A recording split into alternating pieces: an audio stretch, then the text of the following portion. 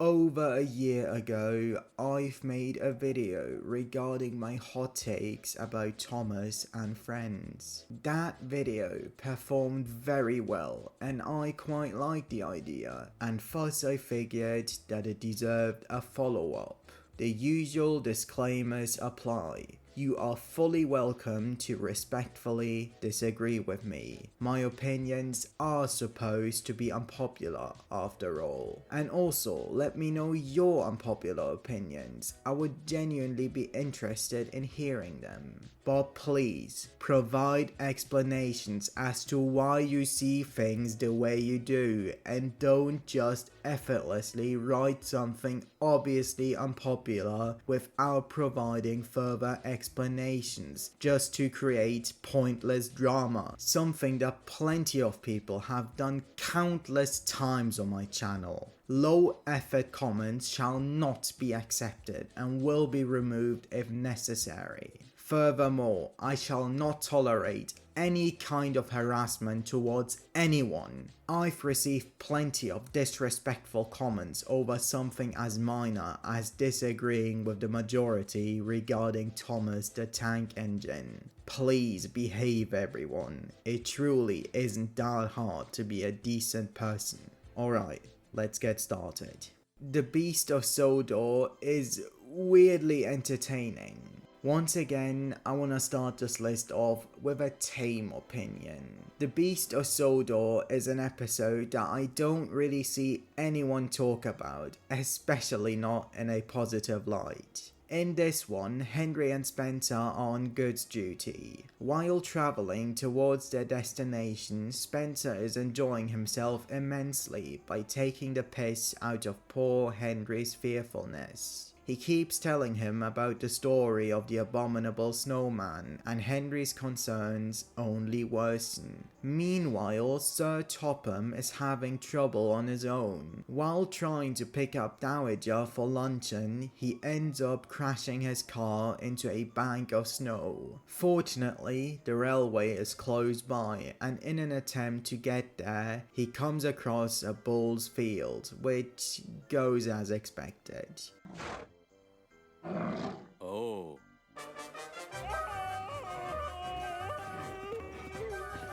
Later on, the two engines encounter who they think is The abominable snowman! Spencer is petrified upon seeing him, and Henry tries what he can to protect him, only for the snowman to turn out to be Sir Topham Hatt, who got covered in snow thanks to his lunatic voyage. Later that evening, Spencer tells the others about his heroism, but the engines of course know it's all fabricated, and that it was Henry who was the true badass. Now, is this episode good? No, of course not. Henry being an overly scared hypochondriac over nothing is the main reason as to why his CGI characterization sucks. And this episode doesn't do him justice by portraying him any different. If you want to see a good example regarding Henry and hypochondriasis, then look no further than season 20's Henry in the Dark. Henry? You mean you're the ghost train? Why didn't you tell us? I tried to, but you all laughed at me and said I was a scaredy engine.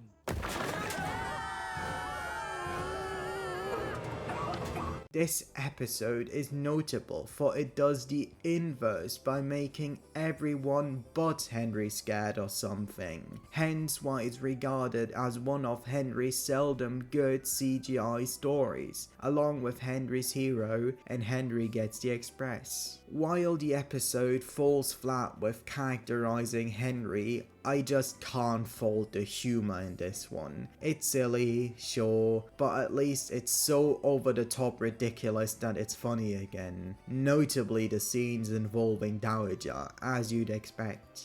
Sir? But you're not the abominable snowman? Of course I'm not. No. You're the abominable controller.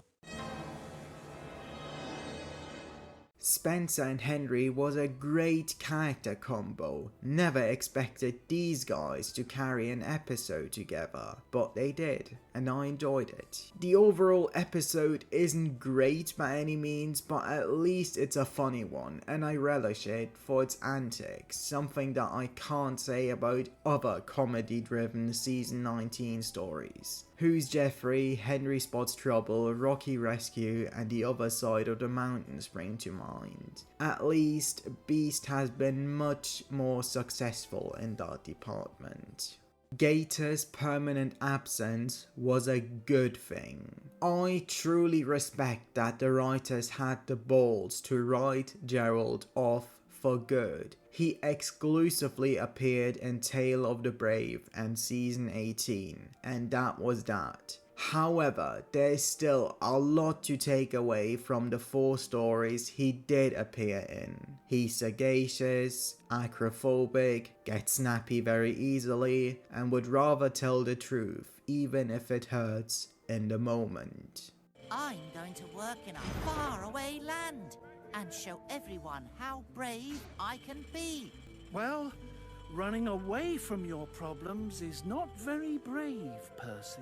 Despite having a decent amount of knowledge regarding Gator's character, there is still a lot that is shrouded in mystery. Why did he come to Sodor in the first place, only to leave pretty much immediately? Why did he never come back for a third time? What's his backstory? How exactly did he become a wise old sage? And to top it all off, despite being South American, he inexplicably speaks with a British accent. Are you all right? I didn't mean to give you a fright. Oh, James. The more you think about this guy, more questions start to arise, and that's what keeps him interesting. They struck a great balance with revealing enough about Gator to make us care about him, but they also left enough things unanswered to keep us guessing. Gator made his debut in the 2014 special Tale of the Brave, in which he inadvertently scares several engines with his unconventional alligator-shaped appearance. Percy is one of those victims, but despite their relationship getting off on a rocky start, the two eventually warm up and befriend each other, which makes it all the more disheartening for Percy when he has to say goodbye to him. I wanted to say goodbye and to thank you. Thank me? For what? For being such a good friend and for helping me learn that I could be brave. I genuinely adore Tale of the Brave. I love Percy's character arc, I love how it challenges his friendships with James and Thomas, and I love how the events take place during the episode Toad's Bright Idea. How crazy is that? 2014 was a wild time, man. I wish we could go back to this. Despite having left the island, Gator's wisdom remains remembered. In the season 18 episode called Missing Gator, Percy utilizes his new knowledge and conquers his fear of entering Ulstead mines despite his angst. Percy remembered what Gator had said to him, and he knew he could do it.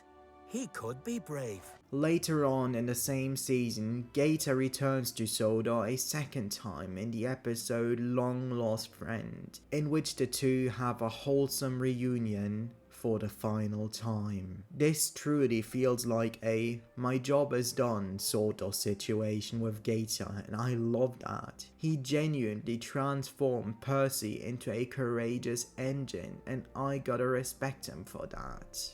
Thinking about Gator makes me happy too. I learned a lot from that engine. I'm lucky to have Gator as a friend, even if he is far away right now. And thus, Gator has permanently left the series, never to return again, further cementing that he was always meant to be a one and done thing. He was mentioned way later on in the life lesson segment from season 24's Kenji on the Rails Again. But when he thought of his friend Gator, it made him brave enough to do it.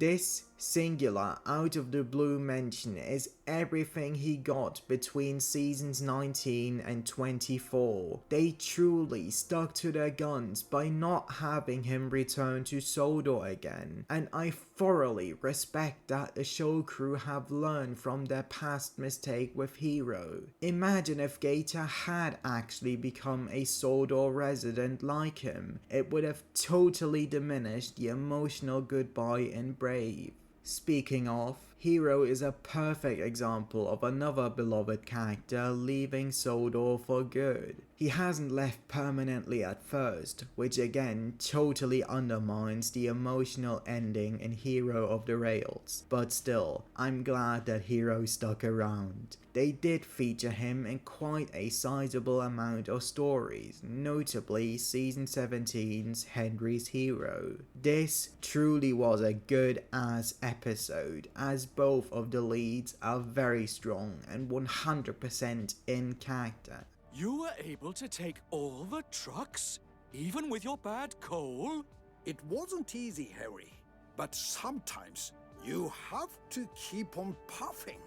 Easily, Hero and Henry's best CGI episode, an absolute banger. I think No More Mr. Nice Engine also deserves a shout. Despite the trucks doing whatever they can to push Hero's patience, they just can't manage to break him regardless of how pissed he gets. Be polite and kind. Remember, you are master of the way. This made Diesel even more cross. Furthermore, when the truth about Diesel having contributed to the truck's antics is revealed, Hero just doesn't care and gaily helps him to become a master of the railway himself. Despite having had a pretty good run throughout his tenure, Hero eventually returned to Japan for good alongside his new bro, Kenji. Have a great trip, Kenji! Farewell, Hero!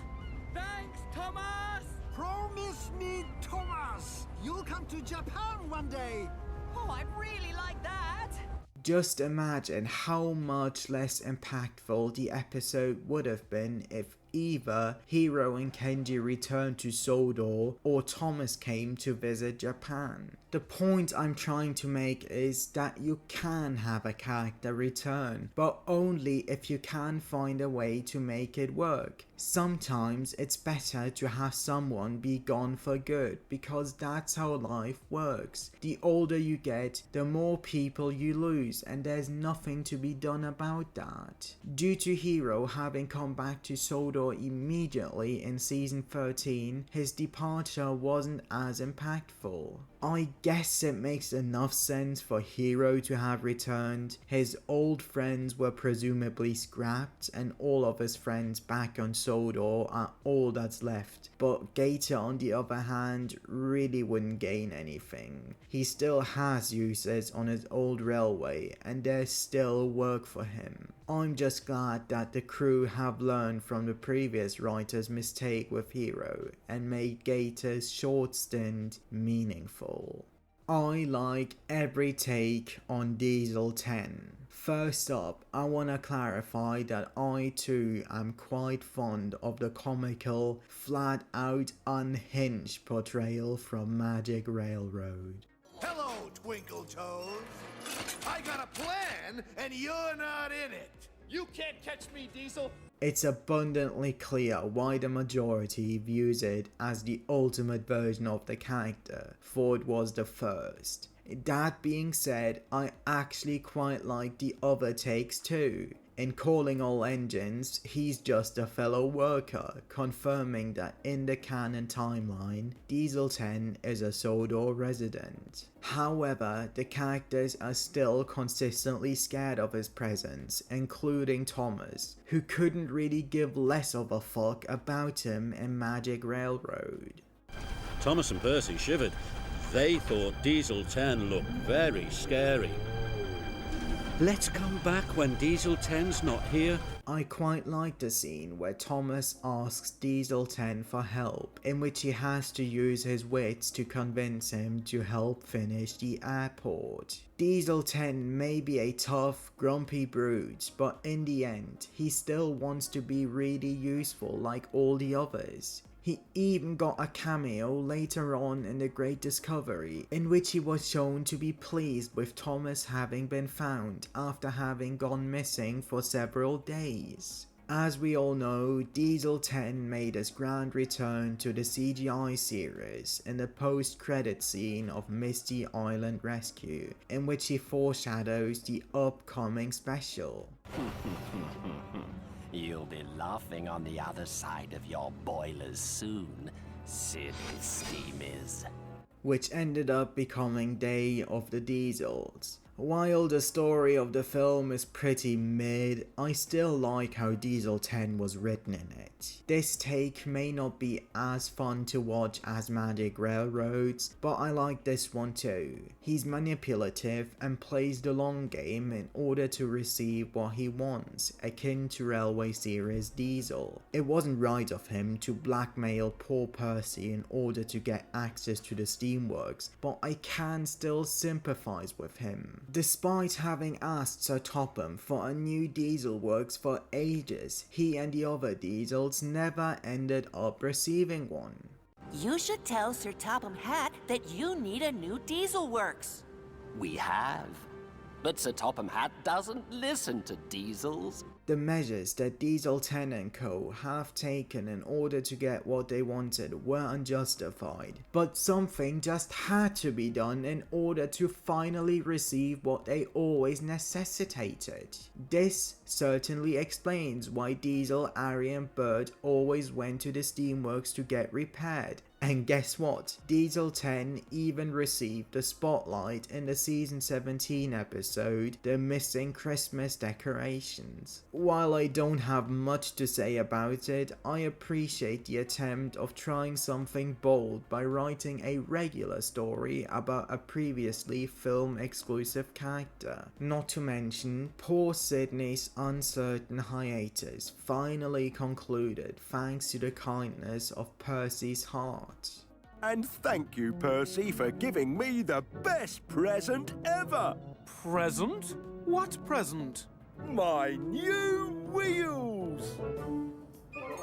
I find it rather impressive that despite every writer having a different take on Diesel 10, they all still made the character interesting. Furthermore, every voice actor gave a good performance for him. You will always need help, because steam engines are cowardly, cranky, worn-out hunks of metal who couldn't hurt a fly. Does he wear pants? Well, training pants. Oh, right. All right. Playtime's over, Splodge. Now it's time for the next lesson, huh? I call it How to Stop Being Stupid. What do you want? Snapped Diesel 10. Why would I help a steamy? He grumbled. Maybe I will help later. Diesel 10 growled loudly. What do you want? Snapped Diesel 10. Maybe I will help, growled Diesel 10. Later. You'll be laughing on the other side of your boilers soon, silly steamies. The steamworks is ours! It's all ours! We won't give it back now! It was recently revealed that Benedict Campbell was initially meant to voice D10 in Magic Railroad, but just like Keith Scott, he ultimately got replaced by Neil Crone. I can't believe that Benedict Campbell, King K. Rool himself, was meant to voice Diesel 10. That makes two of us! I'm just an underprivileged reptile. Let's blame it on my genes. We're,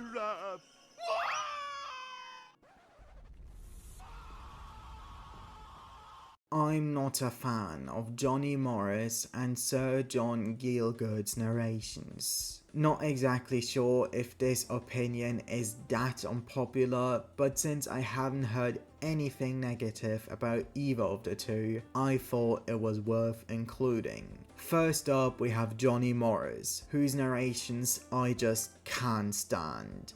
Come along, shh, shh, come along, shh, shh, come along, shh, shh, come along, shh, shh, come along, shh, shh. And the trucks grumbled, all right, don't fuss, all right, don't fuss, bong bong, bong bong. He repeats the same line so often that it rapidly becomes exhausting to listen to. I won't deny that he has his moments where he's genuinely funny, and I do appreciate his attempt of giving the characters distinct voices. Faster, faster, faster, faster. And the coaches went. As Thomas puffed along, he heard a tractor at work. Oh, thank you, sir. And please, sir, can Henrietta have a coat of paint too? Certainly, Toby, certainly.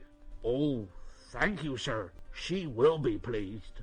His Toby voice is seriously awesome, and his Gordon, Henry and Percy are pretty great too. But if I have to sit through so many annoying sounds he makes non-stop, it's just not worth it. Literally, his narrations are so much longer than Bruce and Willie's due to his draggy ad-libs. I can appreciate that Johnny had great fun while reading the stories, but where's the point if listening to them becomes unbearable? As for Sir John, there's not much to say. I'm not at all a fan of his pacing. He talks way too fast. His driver and fireman were talking to him severely. "You're not trying," they told him. "I can't do it," said Gordon. "The noisy trucks hold an engine back so. If they were coaches now, clean, sensible things that come quietly, that would be different." His driver and fireman were talking to him severely. "You're not trying," they told him. "I can't do it," said Gordon. "The noisy trucks hold an engine back so. If they were coaches now, clean, sensible things that come quietly, that would be different." I also never understood why he did this. So they followed to the big station at the end of the line where all the engines had gone. The fat controller, whose name was Derek, was waiting for them there. But whatever. Also, on a quick side note, we've had 3 railway series narrators, all with the same middle name, John. One of them, Bruce John Alexander, is my favorite railway series narrator by a long shot, but for the aforementioned, I just don't care for. They're fine, I guess, but not the preferred choices for me personally. The Adventure Begins take on Henry and Thomas is totally fine. First up, I would like to start off with a statement to see if people will agree with me on this. From what I've observed, there seem to be 2 types of Thomas fans. Either Tap Thomas is too nice, or Lost Treasure Thomas is too much of a prick. I do understand why people have an issue with Thomas's nice guy persona in The Adventure Begins. The entire point of the original book was to show Thomas maturing from a conceited shithead into a responsible character. In this film, he doesn't grow as much and is already well-mannered from the start. He still learns to be patient and to not fuck around with Gordon as he does in the original book, but that's about it. It's a different take, but one I enjoy regardless. As for Lost Treasure, Thomas has basically 180'd and became an absolutely insufferable fuckhead. Having worked on the Farquhar branch for years has made him overly conceited, which all culminates into him derailing the Express and having crashed the most intensely he's ever had. This take also works well and is basically an inverse from the model era. Instead of being insufferable and maturing over time, it's the opposite. I actually quite like this downwards evolution, which feels appropriate considering that both specials were released in the same anniversary year, 2015. Wouldn't it have been so boring to see the exact same story play out the exact same way for a third time? If you want to see a more accurate adaptation, just watch the model series. Where's the point of adapting something without adding some creative flair into it? Even in the original book, Thomas was still lovable enough to make us root for him, notably when he rescued James after his accident. Bother those trucks and their tricks, he thought. I hope poor James isn't hurt. The same also applies to Henry. Despite being portrayed notably more worriedly, he's nearly not as flanderized as he was in the episodes. I don't see his aquaphobia as anything different from Cranky's pachydermophobia in Not Now Charlie, Connor's tachophobia in Cautious Connor, or Gator's acrophobia in Tale of the Brave. Irrational fears are common, and making Henry petrified of the rain makes perfect sense. We shouldn't forget that the original story literally says, "Once an engine attached to a train was afraid of a few drops of rain." Rain is just water, the same as you put in your boiler. So, how could you be afraid of it? I don't know, Thomas. I can't explain it. I just am. It isn't played out for laughs, and Henry does eventually overcome his irrational fear after a heart-to-heart with Thomas. As for Henry's shape, I literally couldn't care less. Why exactly does Tap get all the flack for not providing him with his old shape when Blue Mountain was the one to fuck it up in the first place? I appreciate that they were consistent within the CGI era and did not revert him back to his old shape. And besides, it literally doesn't change anything about the story. The Royal Engine way later on confirms that Henry was specifically repaired and not rebuilt at Crewe in the CGI canon. Oh, perhaps this is Crewe, where Henry went to be repaired. Also, need I mention that James was neither black in the model series, nor did he arrive on Sodor before Thomas. Tidmouth used to have 6 berths instead of 7, Kelsthorpe Road was not constructed until season 8, and the breakdown train was never anthropomorphic. Those inconsistencies amongst the different personalities confirm that CGI has its own takes and is very much not the same canon as the model stuff, especially not on a superficial level. It's the same show, albeit a different universe. If there's one thing to criticize about Tap though, it's the lack of a passage of time. Thomas wanting to leave the yard and go explore the world just doesn't have the same effect if he's only been the station pilot for a month. But in terms of Henry and Thomas's character portrayals, I don't really have any major gripes. I totally get the criticism, I really do, but personally, I don't really see a massive issue with it. King of the Railway is criminally underrated. From what I've seen so far, King usually seems to be regarded as only a decent special. It's not one of the greats like Lost Treasure or Tale of the Brave, but it's solid. Again, I see where people are coming from, but I wholeheartedly disagree. I love this film. It has a fun plot, the newbies are all likable, Ulster Castle is an amazing new addition to the show's world building, and the writing has improved massively, notably with the character dialogue. You don't need 3 engines to pull 1 flatbed.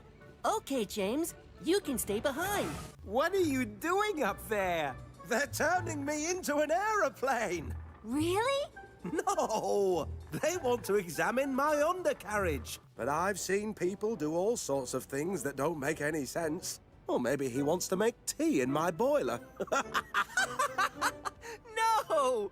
Steven is in fact my favorite CGI character, and for two major reasons. The first one is obvious. It's the absolutely amazing performance by Bob Golding. He finds the perfect balance of making him sound old but still with a lot of life left in him. I couldn't imagine Steven at all without Bob's voice. Hurry up, Stephen! I thought you were the rocket! Whoa, whoa, whoa! Cool your pistons, big fella. I'm going as fast as I can.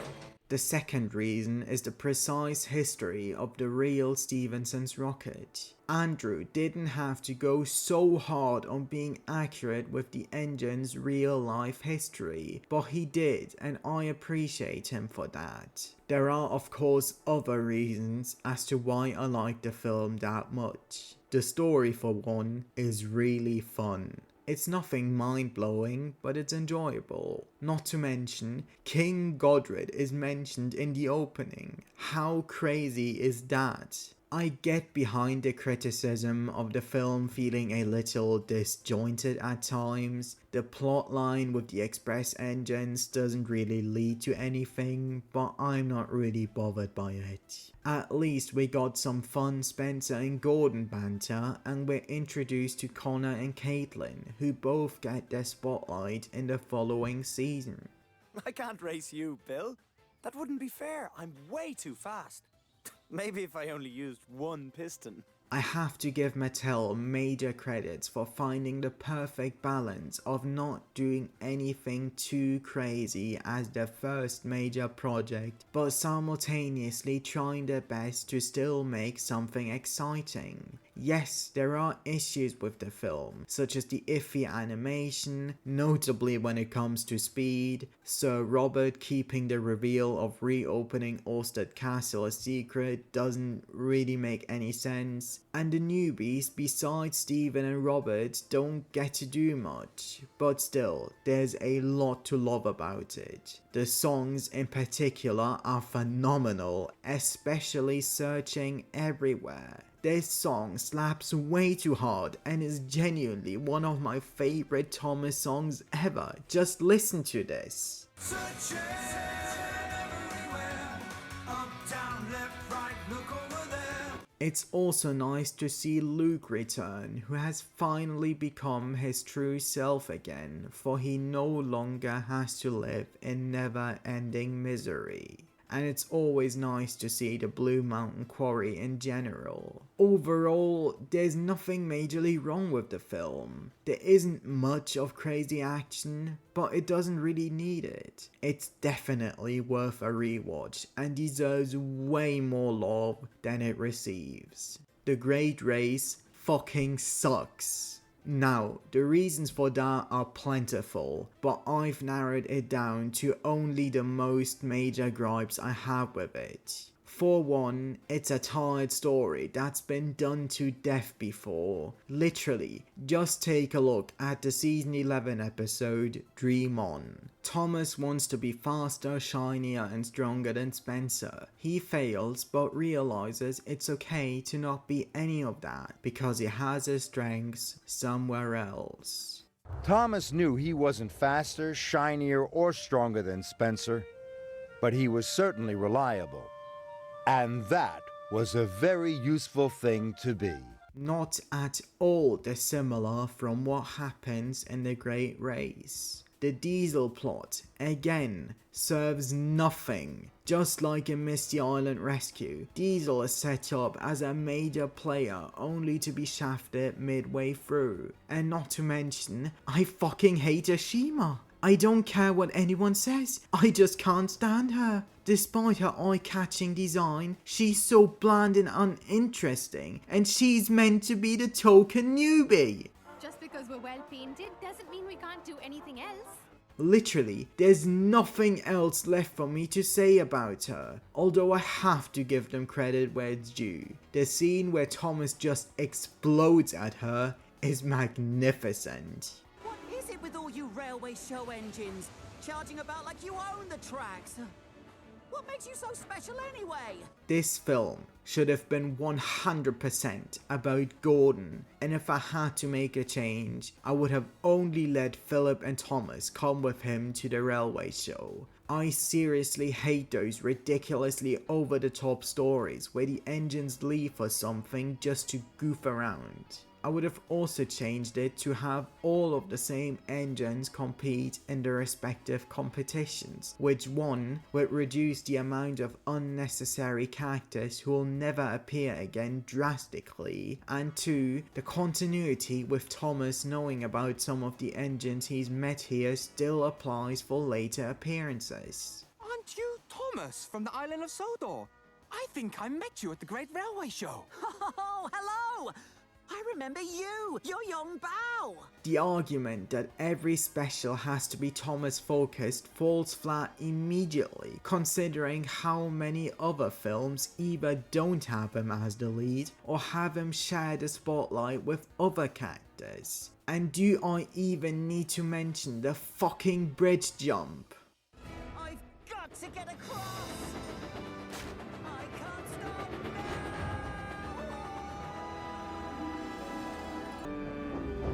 Seriously, Mattel, why did you have to coerce poor Andrew to write this nonsense time and time again? The fact that he felt the need to indirectly apologize says it all. I really must stop doing that. Despite everything I've mentioned, there are a few positives that I'd like to bring up. The music, songs and animation are phenomenal, and while I don't like Thomas's story at all, the concept of the film in general is a fun one, and if it was given more focus, it could have been an enticing watch. Vickerstown Station finally appears physically after having been mentioned so many times prior. Harvey felt proud as he pulled the heavy flatbeds toward Vickerstown. The station looks immaculate, and I have to give ARC some major props for making it look as awesome as it does. And need I even mention Flying Scotsman? He's undoubtedly the best thing to come out of this film, paired up with the awesome voice provided by Rufus Jones. The Great Railway Show? What's that? Oh, the Great Railway Show is where engines compete to see who's the fastest, or the strongest, or what have you. I love the sibling rivalry between him and Gordon, of which we unfortunately don't get much of, but every time it does pop up, it's guaranteed to be entertaining. Hey, shooting star! Just call me Gordon. I've had quite enough of this streamlining lark. Overall though, I couldn't care much less about the film. It's easily the worst thing to come out of the Brenner era, and not exactly a production I ever desire to rewatch anytime soon. Season 19 might be the weakest Brenner season. I think the majority will collectively concur that Season 17 is easily the weakest of the Mattel seasons, for it was the first. Now, we can definitely agree that 20 is the best, no question. 18 is an extremely close second, and 21 follows suit. But then it becomes a tough choice. 19 or 17. I don't really prefer one over the other, hence why I find it impossible to choose between the two. It's the same scenario as with seasons 8 and 9, where I don't really like one more than the other. 8 is more streamlined in quality, whereas 9 has higher highs but lower lows, which makes them rank roughly the same in average. Season 17 had no real character flanderization yet, no truly bad episodes, it gave as many characters as possible a spotlight role, it didn't shoehorn Thomas into every single episode, and the fact that it got so many things right immediately, especially in terms of characters, is truly remarkable. However, it also doesn't have that many bangers to offer. The animation hasn't quite reached its peak yet. Some of the episodes don't have that much going on, especially Steamy Stafford and the Frozen Turntable, and the right amount of narration wasn't quite figured out yet. You must know about Puff. Toby was laughing so hard, he thought his side plates might fall off. But Paxton didn't think it was very funny. As for season 19, it does have quite a few bangers to offer, notably Snow Plays Like Home, Den and Dart, Best Engine Ever, Goodbyes to Topham Hatt, among others. The animation is absolutely breathtaking and has fully entered its peak. The incredibly precise continuity is astonishing. It explored new sides of quite a few characters. The roll call has finally received its long overdue update, and the new voice cast is amazing, especially in the UK dub. The Farquhar trio with the voices of John, Nigel and Rob is perfect. On the other side of the coin, it also has some of the worst episodes of the entire Brenner era, especially Rocky Rescue and Henry Spots Trouble. The overall quality of the episodes is notably not as good as it is in 18, 20 and 21. Thomas has been shoehorned into every episode. The characters really start to become flanderized, Gordon and Henry in particular. The humor is really forced at times, and the crashes are starting to not be treated seriously anymore.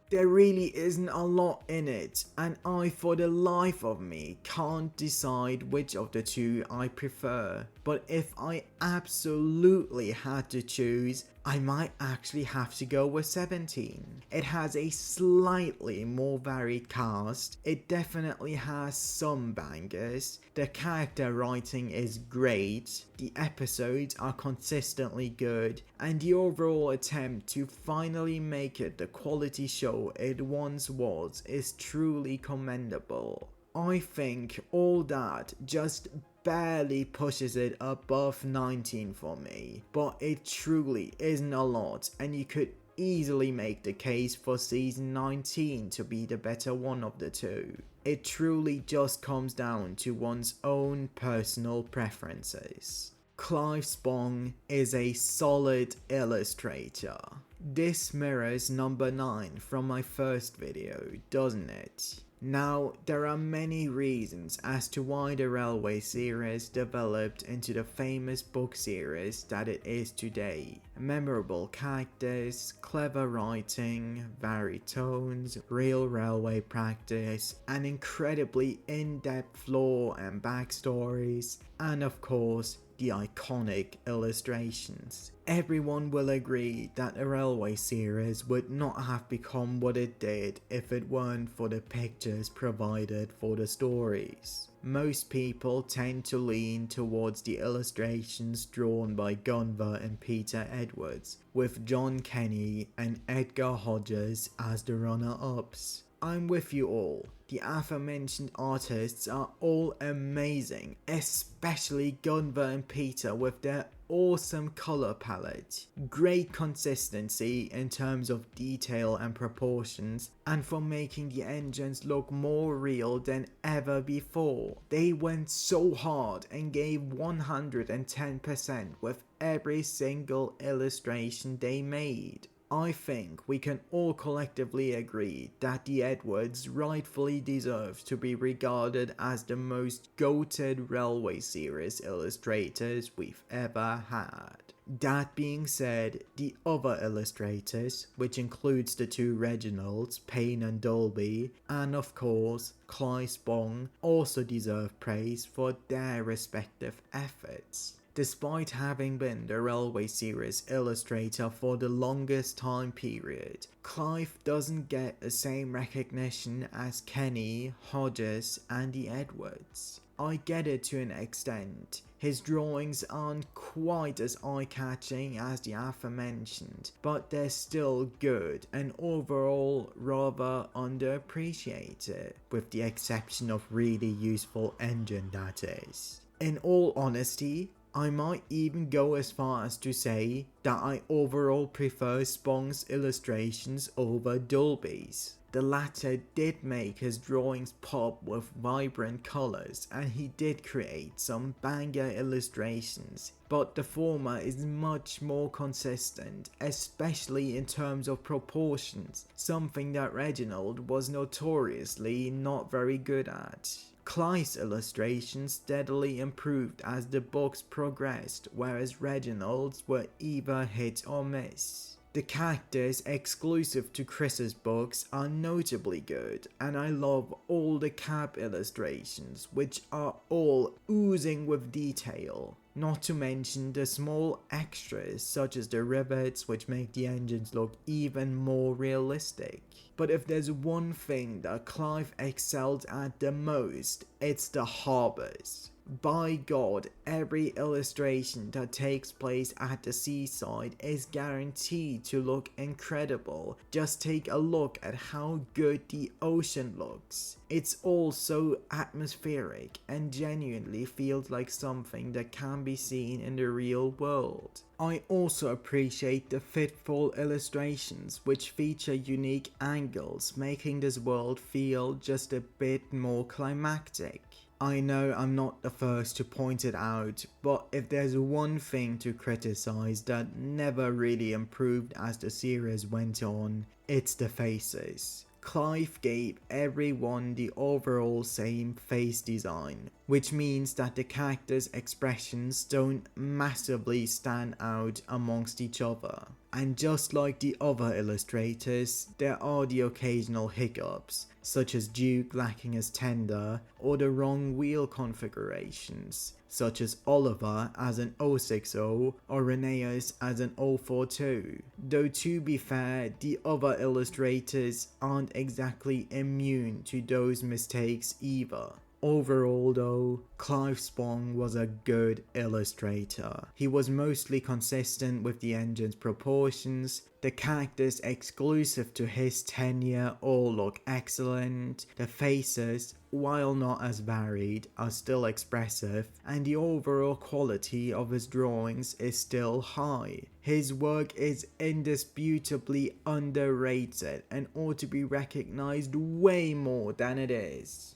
The Royal Engine is a great finale. I've been wanting to talk about this special for ages by this point, and now the perfect opportunity to finally do so has at long last presented itself.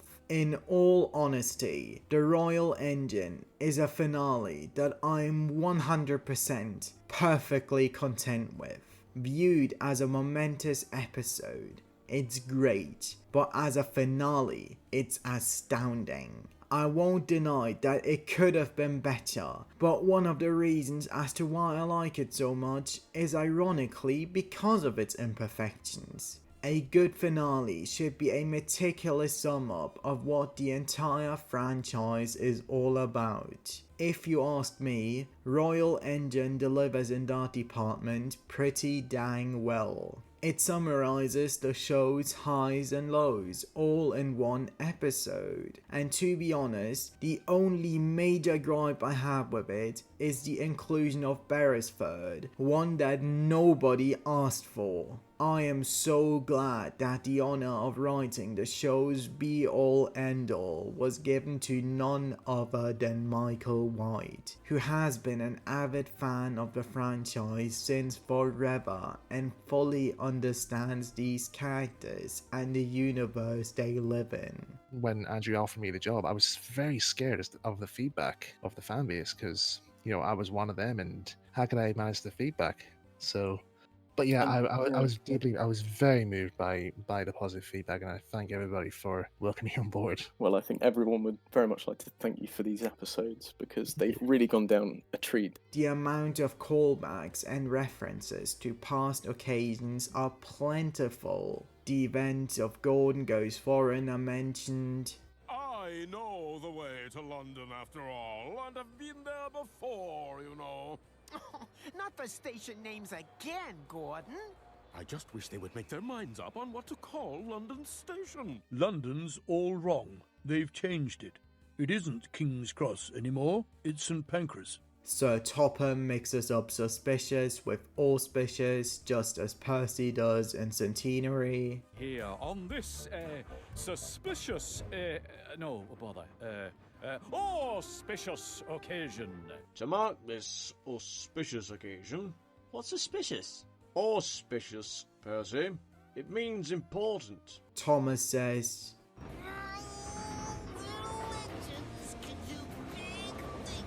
like he does in Magic Railroad, among others. I also love how down to earth the overall story is. Rather than making a big spectacle starring as many characters as possible, Michael took a more subdued approach and solely focused on Thomas and Topham, something that I truly appreciate in retrospect. It feels like an inspired story that Michael really wanted to tell, and I respect that he didn't try to shoehorn as many characters as possible into this, making the final episode about Thomas proving his indispensability to Topham for one last time feels appropriate and is absolutely the right note to go out on. As always, the voice actors have done a marvelous job. John and Keith are goated as always. Do you know what train you've rescued? A very heavy one? It's the Royal Train. What? I rescued what train? Nigel too gave a splendid performance. Sorry, Bulgy! Important delayed mail coming through! Wow, Thomas! Look at you, all spick and span! Rosamund Pike and Sharon Miller both joined the voice cast exclusively for this episode. Sharon has worked as the CGI era's voice director, so having her play the last role of the show feels appropriate. It was Lucy Montgomery who was originally going to voice Her Majesty, but in the end, Sharon took on the role, and she did a great job. Here? But Your Majesty, I'm a mess. And you got that way by proving yourself worthy of this special award for your services to the railway. I also really love Rosamund's voice for Duchess of Loughborough. It's absolutely perfect. Once my important passengers depart, let me show you to a washdown.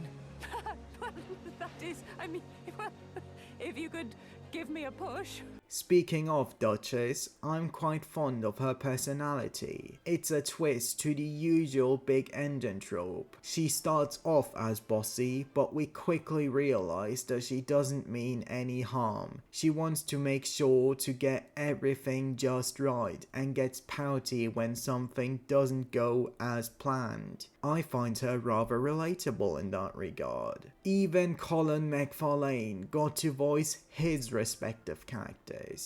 Would have been delivered on time if it was delivered by road. It's left at the next junction. Right!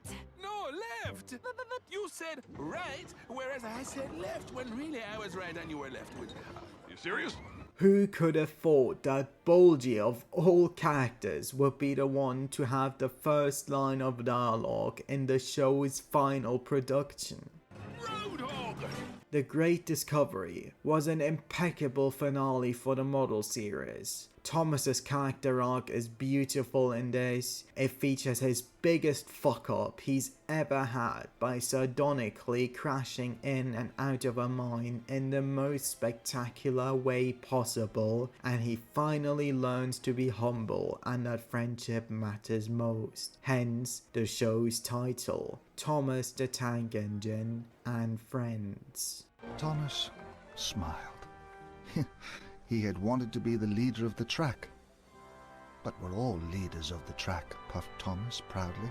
And Royal Engine appropriately mentioned where it all began at its tail end. From what my son has been reading in the books written about it, your Northwestern Railway is well known for helping out those in need. Thomas and Friends is well known for its peaks and downfalls, but despite of all the nonsense it has to offer, we all love it to death regardless and always come back to it. Everything that went wrong with the show makes us discuss about and how to improve upon it. And the fact that Royal Engine, an episode to come out of the big world era, turned out as good as it did is something I'll always be eternally grateful for.